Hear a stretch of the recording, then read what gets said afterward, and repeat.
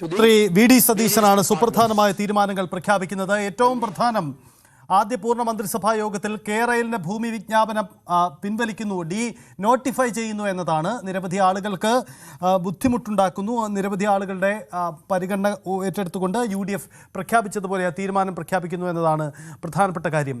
എന്താണ് ഇനി ഈ മേഖലയിലെ ജനങ്ങളുടെ പ്രതികരണം എന്ന് കൂടി നോക്കാം. ഡാനി ഇപ്പോൾ ചേരുന്നു ആലുവയിൽ നിന്നും. ഡാനി, നമ്മൾ നേരത്തെ കേട്ടതാണ് ഇത്തവണ ആദ്യ മന്ത്രിസഭയിൽ അക്കാര്യം പിൻവലിക്കപ്പെടുമെന്ന അവരുടെ പ്രതീക്ഷകൾ. എന്താണ് മേഖലയിലെ ജനങ്ങളുടെ പ്രതികരണം?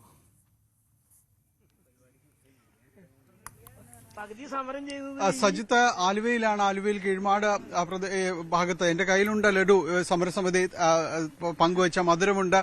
ഇതുപോലെ തന്നെ നമ്മൾ ഈ കാണുന്ന ദൃശ്യങ്ങളെല്ലാം കഴിഞ്ഞ കുറെ നാളുകളായി അവർ അനുഭവിച്ച സങ്കടങ്ങൾ, പ്രയാസങ്ങൾ, മാനസിക സംഘർഷങ്ങൾ, ഇതിന്റെ എല്ലാം തന്നെ ഒരു ഉത്തരമായി എന്ന രീതിയിൽ തന്നെയാണ് അവരൊരു പ്രതികരണം, ആദ്യ പ്രതികരണമായിട്ടെല്ലാം തന്നെ വരുന്നത്. വഴിനീളെ മധുരം നൽകിക്കൊണ്ട് അവർ അത് ആഘോഷിക്കുകയും ചെയ്യുന്നു. നമുക്കൊപ്പം സമരസമിതി ഭാരവാഹികൾ കൂടി ചേരുന്നു. ഈ ദിവസം സന്തോഷത്തിന്റെ ദിവസമായിട്ട് നിങ്ങൾ ആഘോഷിക്കുന്നു. തീർച്ചയായിട്ടും സന്തോഷത്തിന്റെ ദിവസം തന്നെയാണ്. ഒരുപാട് ആശങ്കകളാണ് ഞങ്ങളുടെ മനസ്സിൽ നിന്ന് മാറിയിരിക്കുന്നത്. അത് ഈ കേരളം ഉടനീളമുള്ള വീട്ടമ്മമാരും സ്ത്രീകളും കുട്ടികളെല്ലാം ഒരുപാട് സന്തോഷിക്കുന്നുണ്ടാവും. അതിന്റെ ഭാഗമായിട്ട് തന്നെ ഈ സർക്കാരിന് അഭിവാദ്യം നേർന്നുകൊണ്ട് ഞങ്ങളിവിടെ ആഘോഷിക്കുകയാണെന്ന് പറഞ്ഞാൽ അത് വാക്കുകൾക്ക് അതീതമാണ് ഞങ്ങളുടെ സന്തോഷം. സ്ഥലം കൗൺസിലറാണ്, വാർഡ് മെമ്പറാണ്. വലിയ രീതിയിലുള്ള സംഘർഷങ്ങൾ ഉണ്ടായിരുന്ന സ്ഥലം കൂടി. ഈ ഒരു പദ്ധതി നടക്കുന്ന സമയത്താണ് കൗൺസിലർ, ഇപ്പോഴല്ല. അപ്പൊ അതുകൊണ്ട് തന്നെ ഒരുപാട് പേരുടെ പ്രശ്നങ്ങൾ അറിയാൻ കഴിഞ്ഞിട്ടുണ്ട്.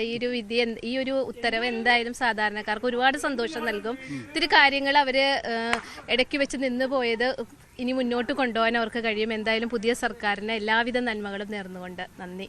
സജിത്ത്, ഈ ഭാഗത്തിന്റെ ഒരു പ്രത്യേകത എന്ന് പറയുന്നത്, ഒരു ഭാഗത്ത് സിൽവർ ലൈനിന് വേണ്ടി സ്ഥലം അടയാളപ്പെടുത്തുന്നു, മറുഭാഗത്ത് ആലുവ മൂന്നാർ റോഡിന് വേണ്ടി അക്യൂർ ചെയ്ത സ്ഥലങ്ങൾ ഇപ്പോഴും ബാക്കി നിൽക്കുന്നുണ്ട്. അങ്ങനെ രണ്ട് ഈ അക്യൂസേഷൻ നടന്നിടത്ത് നിരവധിയായ ആളുകൾ സീപോർട്ട് എയർപോർട്ട് റോഡിന് വേണ്ടി അക്യൂർ ചെയ്ത സ്ഥലവും ബാക്കി നിൽക്കുന്നുണ്ട്. അപ്പോൾ ഇതിനിടയിൽ പെട്ടുപോയ ആളുകളാണ്, അവിടെ ഉള്ള സ്ഥലം പോകുന്നൊരവസ്ഥയിലാണ്. എങ്ങനെയാണ് ഈ സമയത്ത് വീട്ടിലെ ആവശ്യങ്ങൾ, കാര്യങ്ങളെല്ലാം ഉണ്ടായല്ലോ, അപ്പോൾ ഭൂമി പണയപ്പെടുത്തുക അങ്ങനെയുള്ള കാര്യങ്ങൾ മുടങ്ങിപ്പോയി ഒരുപാട് പേരുണ്ടെന്ന് കേട്ടിട്ടുണ്ട്. തീർച്ചയായിട്ടും ഞാൻ അതിൽ പെട്ട, അല്ലെങ്കിലും എൻ്റെ സഹപ്രവർത്തകൻ ഇവിടെ നിന്ന് ഇപ്പം ഞങ്ങളുടെ കൂടെ നിൽക്കുന്ന തന്നെ സഹപ്രവർത്തകൻ എൻ്റെ 3 വീടാണ് പോകുന്നത്. അയാൾ ഇത് വിറ്റിട്ട് എന്തോ ആവശ്യത്തിന് വേണ്ടി വിൽക്കാൻ വേണ്ടി ബാനർ വെച്ചിട്ട് കൊല്ലങ്ങൾ എത്രയായി. അയാൾക്കത് വിൽക്കാൻ കഴിയുന്നില്ല. കാരണം ഇത് കല്ലിട്ട് പോയ ഭൂമി ആയതുകൊണ്ട്. നേരത്തെ വന്ന സർക്കാരിന് ഇത് ഇത് പദ്ധതി നടക്കില്ലെന്ന് ജനങ്ങൾക്ക് അറിയാമായിരുന്നിട്ടും പദ്ധതി ക്യാൻസൽ ചെയ്യാത്തത് കൊണ്ട് അദ്ദേഹത്തിന് അത് വിൽക്കാൻ സാധിക്കുന്നില്ല. തന്നെയുമല്ല, സീപോർട്ട് എയർപോർട്ട് റോഡിന് വേണ്ടി കല്ലിട്ടിരിക്കുന്ന എൻ്റെ സ്ഥലം, ഞങ്ങളുടെയൊക്കെ സ്ഥലം ഉൾപ്പെടെ കുടുംബ സ്ഥലമൊക്കെ കല്ലിട്ടിട്ടുണ്ട്. ഇപ്പോഴും കാശ് കിട്ടാത്ത ഒരേറെയുള്ള എൻ്റെ സഹോദരനൊന്നും ഇതുവരെ അതിന് കാശ് കിട്ടിയിട്ടില്ല. 25 കൊല്ലത്തിൽ കൂടുതലായി. അങ്ങനെ അവിടെ ഇപ്പോൾ ഈ ഇതിലേറെ നിൽക്കുന്ന ശ്രീമതി മരിയ തന്നെ സീപോർട്ട് എയർപോർട്ട് റോഡിന് വേണ്ടി സ്ഥലം പോയതാണ്. സീപോർട്ട് എയർപോർട്ട് റോഡിന് വേണ്ടി കല്ലിട്ട് ഇരിക്കുമ്പോഴാണ് ഇവിടെയും കൂടുന്ന് കല്ലിട്ടത്. അങ്ങനെ വലിയ പ്രക്ഷോഭങ്ങൾ ഇവിടെ ആരംഭിച്ചു. ആ പ്രക്ഷോഭത്തിൽ ഒരുപാട് സമരം കേസുകളുണ്ട്. ഇതെല്ലാം പിൻവലിക്കാൻ തയ്യാറായ സർക്കാരിന് ഒരു പുതിയ സർക്കാരിന്റെ ഏറ്റവും പുതിയ തീരുമാനം തന്നെയാണ്. എന്തായാലും ഡാനി, അവിടുന്ന് കൂടുതൽ ആളുകൾ പ്രതികരിക്കട്ടെ. കൂടുതൽ വാർത്തകൾക്ക് News 18 Keralam YouTube channel subscribe ചെയ്യുക.